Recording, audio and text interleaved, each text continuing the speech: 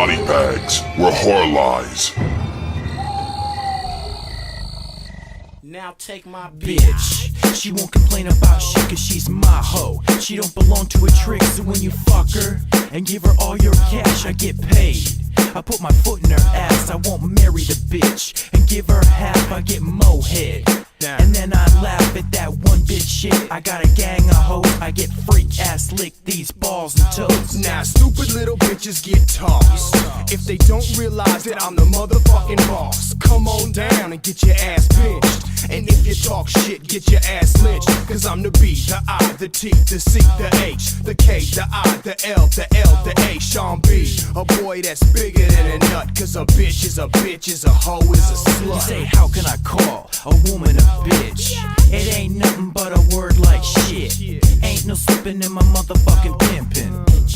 And all bitches ain't women, yo. You come home and get... Yo, what's up everybody? Welcome to week 87 here on Body Bags. I am your host, Moodz616, and thank you once again for stopping in, guys. Alrighty, yeah, it's Sunday, and it's my turn to review a film, and this week's theme is Universal Monster films. Awesome stuff. So many good films to choose from. My personal favorite Universal Monster happens to be Frankenstein. So I had to go with this one right here. From 1943. And it's kind of a mashup of Universal Monsters. It's kind of cool. Frankenstein meets the Wolfman from 1943. Yeah, good stuff. This is from the Complete Legacy Collection box set. Really cool set, actually. But getting into the plot of this one, it basically centers around your main character of Talbot, of course played by Lon Chaney. In the beginning of the film, there's a couple of grave robbers that actually open up his grave, and ultimately he wakes up in a hospital, like in an asylum kind of deal, with a head injury, and he has no idea how he's got there. Now, upon waking up, he starts to learn some things, and some grisly murders start happening, and he starts to kind of put things together, and he realizes that he is actually the one that's doing these grisly murders.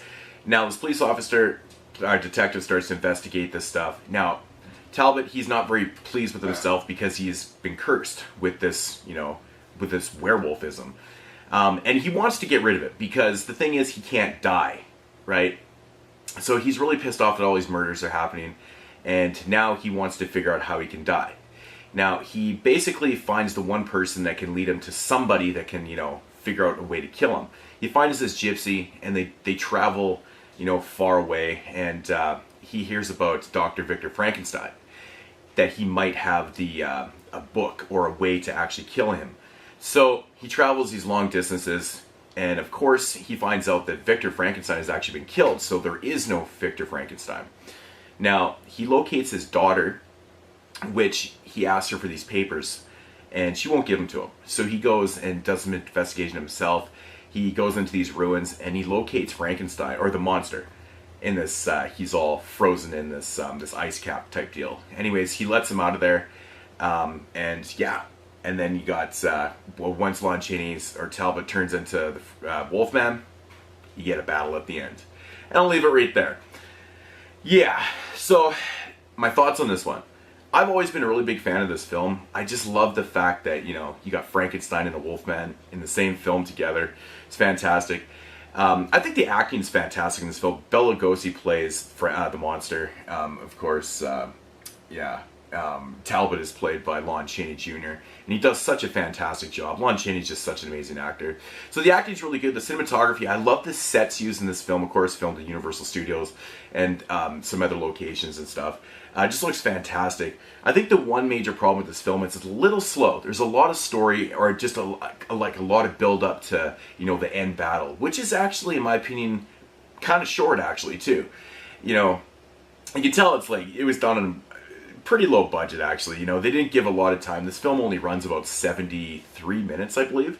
So there's a lot of build up to it, and then the fight scene is really only about 5 minutes long in this film.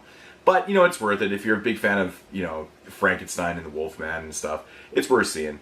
But all around, a really enjoyable film. It just suffers a little bit from pacing. I think there's just a little bit too much going on with, with Talbot and Lon Chaney's character, and the daughter, and him trying to convince her to give him her father's book on life and death, so he can actually kill himself for good. There's a lot of things that are going on with that, but overall, very enjoyable film. There's not really a whole lot to say about it. It's just really short, a lot of build up to the fight, and yeah, I love the way this film looks. It sounds great, it looks great. There's really not a whole lot of problems with the movie.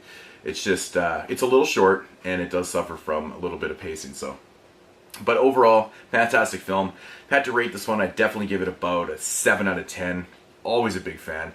Everything Frankenstein, I always get a little bit of giddy over because I'm such a big fan. But yeah, if you've never seen Frankenstein Meets the Wolfman from 1943, definitely give it a shot. It's a fun flick. Yeah, it is what it is. Not a whole lot to say about it. But yeah, great film. Anyways, guys, that's going to do it for our week 87 here on Body Bags. We'll be back next week, of course. Check you then. Peace out.